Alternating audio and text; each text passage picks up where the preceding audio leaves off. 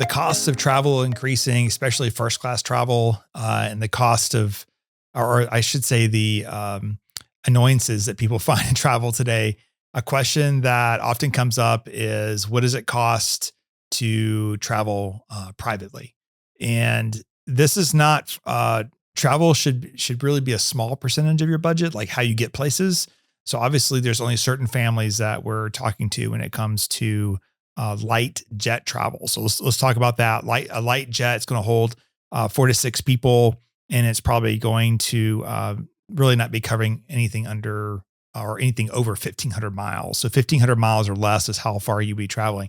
So I took some notes from various different sources. I've put them here on my laptop. So I might kind of run through these with you. So light jet market, if you did a fractional ownership, so that means you buy part of an airplane. You're not responsible for 100% of it. You could go in with friends. There's also companies that just offer fractional ownership as part of their core business. So for example, a 1/16th share, that's probably about 50 hours a year that you would be using it, 50 hours of flight time. And a light jet, which like a Phenom 300, entry usually costs around $500,000 to $750,000. Or if you bought into an older model, maybe $350,000 to $600,000. If you want to buy 100 shares or 1/8 of a share, which would be like 100 hours a year, then you're looking at between $1 to $1.5 million to buy in. And then you also have your fixed costs. So you have things like maintenance and insurance and pilot salaries and hangar costs. All these things typically range between $9,000 and $14,000 a month in addition to your purchase price. And then once you're using the airplane, you have to cover fuel and catering and in-flight services, typically $2,000 to $3,000 an hour for light jets for about 50 hours a year. So that adds probably another $100,000 to $150,000 a year in your cost of having access to the plane or using the airplane. You also have additional charges. So sometimes there are fuel surcharges that are charged, repositioning the airplane. So maybe someone is flown from point A to point B, but then it's got to go pick up someone in point F. So that that additional leg has to be covered by somebody. And then you do get, there is a cost for selling it. Typically it's 5%. So if you sold the airplane in the future, then you'd have to pay a sales commission of typically around 5%. So for a 1/16th share, you're probably looking at $460,000 to $650,000 in your portion of acquisition cost, probably $108,000 in management fees, $100,000 in alloy fees. So the annual cost after 1 year of the initial purchase is about $110,000 to $200,000 a year, but you got to come out of pocket the first year nearly $1 million to get into the fractional share. Another thing you can do is charter the airplane.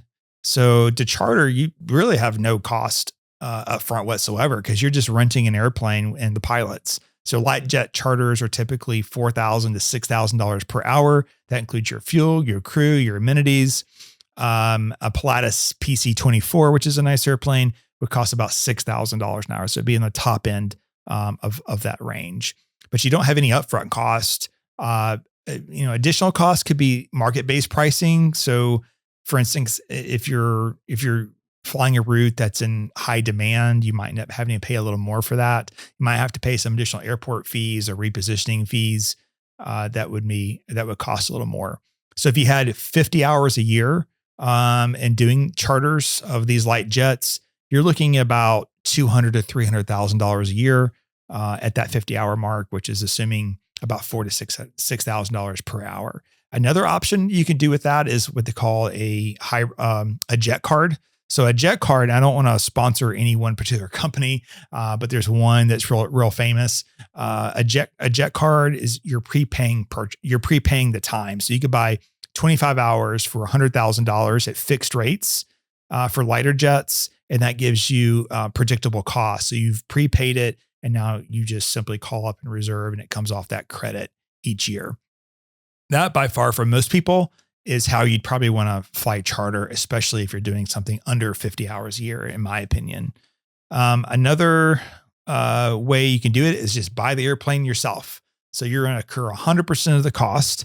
A light jet like a Honda jet, that would be 5 to 13 million. Usually the ranges for most light jets are going to be $2 to $8 million, depending on the age of the airplane. A Pilatus PC-24, which is another good example, is $13 million new. That's on the higher end. Whereas you could probably pick up a Cessna Citation, moves a little slower, but it'd be on the cheaper end of the scale. Annual operating costs. So you're looking at hangar insurance, pilot salaries, and training, right? Because now you got to cover the cost of recurrent training for pilots. It ranges anywhere from $400,000 to $700,000 a year. Variable cost, such as fuel and maintenance, at about $1,500 to $2,500 per hour. So for 200 hours a year, you're looking at spending $700,000 to $1.2 million on the operating costs of the airplane.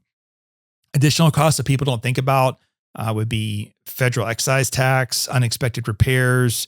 You do get some depreciation. So, if you have it written off, you are able to depreciate the airplane each year. So that helps a little bit, but you're bearing 100% of the cost alone of the airplane, unless you start, selling your plane back into a market where you're chartering it or something like that. The problem with selling it back into a charter is that, there's only so much time on a jet engine.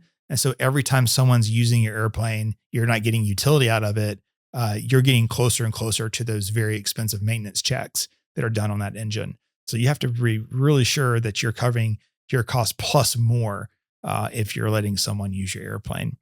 So total cost, if you're flying 200 hours a year, you're probably looking at $5.7 to $14.2 million. All these numbers are obviously really big, and it's interesting. I have a Cessna 182, which cost pennies to operate compared to all these costs. It also moves a lot slower and doesn't carry that many people. It's more of a recreation or a hobby than it is reliable transportation. But if you look at the cost of the light jet market, you can't even get from the East Coast to the West Coast. But you look at the cost of this. When I go to the airports, very often I see these planes just lined up. It seems like everyone has one but me. Maybe not you either if you're watching this. But those are some things to think about if you're seriously considering this for time efficiency, which is why most people do it, or they live in rural areas and it's a really big hassle, a lot of lost time driving to major airports. But flexibility, fractional ownership gives you some pretty good flexibility if you know what you're doing ahead of time. Charters can be highly flexible because you can call a broker and they'll connect you with a company that has that is selling plane access.